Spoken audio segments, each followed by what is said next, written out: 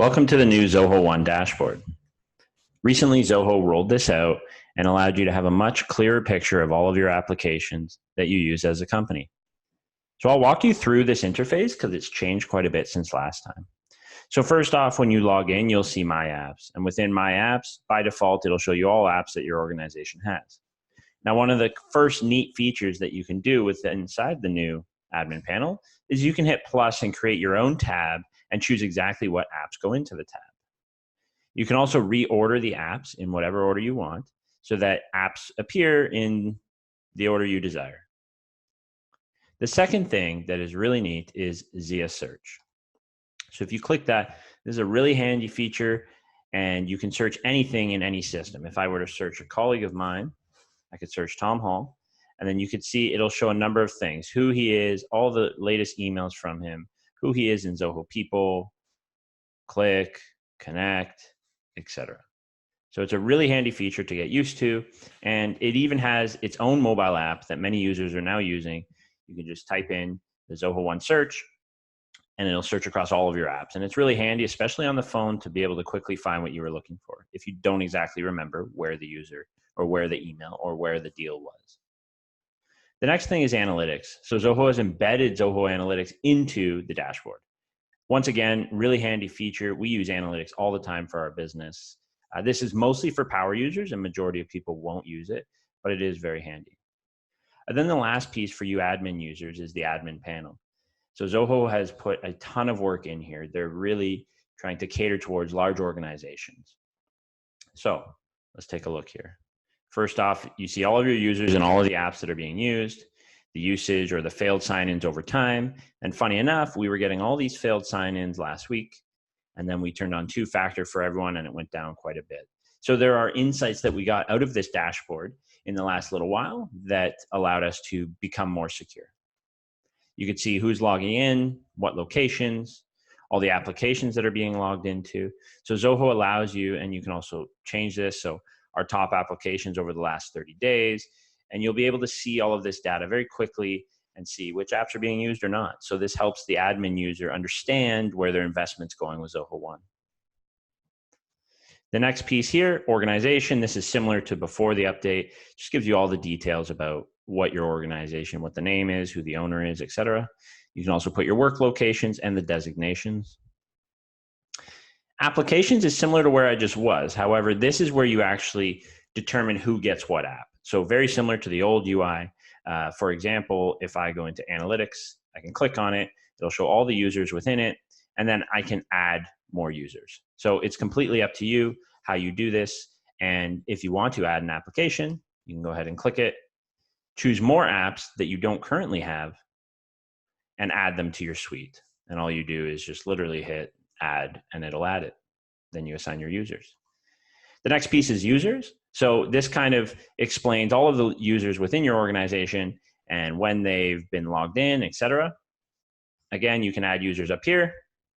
This has changed quite a bit. So you could choose a first name, a last name, an email, a password. That's all the same. Then you can add all of this information about the employee, and even further, the locale information, the additional information, and then any custom fields you want to capture. We don't have any of this. But Zoho's really trying to get to reduce the amount of data entry. So when you add a user, you can add many fields in one place and it scatters across all of the apps. Admins, once again, similar to what you were just seeing, these are the admins of all the applications or Zoho One, and these are the service admins. So you can quickly add a user here and they will become the service admin. So they will become an admin of just that service. So it gives you complete control over the admins who can garner who has access to Zoho One or not, and then the admins within each app. You might have a super admin that is the admin of Zoho One, but then you might have, for example, in this case, Tom Hall, who's an admin of Assist.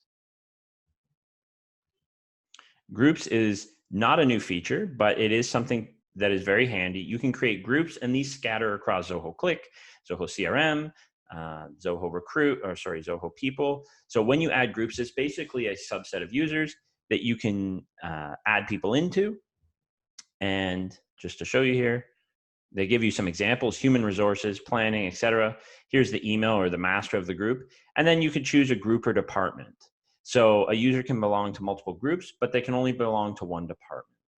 So these groups are really handy to make at the admin or the Zoho One level, and then it scatters down into Zoho One and all of the apps like that. I'll walk through some of these other features. Domains is a newer feature. You can add your domains for mail hosting, and it's a really handy feature, especially if you're using Zoho Mail. I would definitely recommend this, and we'll have a separate video on that.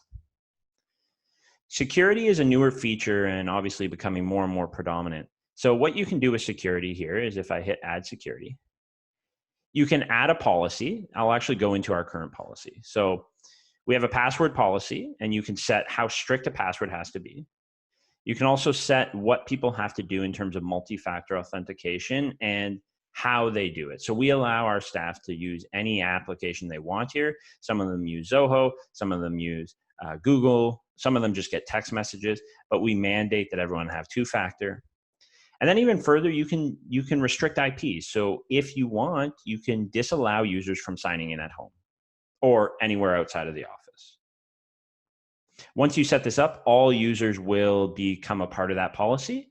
And once again, the groups can come into this. So you can set a security policy for a certain group and then a different security policy for another group. So it lets you get very granular. Marketplace, Zoho now allows you to browse applications and install them right from Zoho One. They particularly or predominantly focus around Zoho Creator. So you can build or integrate Zoho Creator applications into the Zoho One dashboard, or even some CRM ones.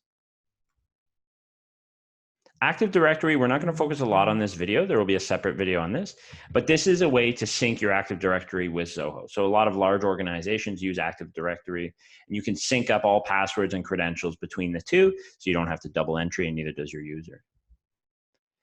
And then the last piece is reports, and this is a really handy page. It's very new, and you can start tracking who's signing in, how often, which applications, etc. So this is how we figured out that we should turn on two-factor authentication, because it looked like people were trying to log into our email. So it's a really handy feature, very actionable, and I'd encourage you to try it. If you have any questions, feel free to leave them in the comments below. We'd be happy to get back to you and answer them as quickly as possible. Thank you. Thanks for watching this video. Please be sure to subscribe to the channel and leave any comments in the section below.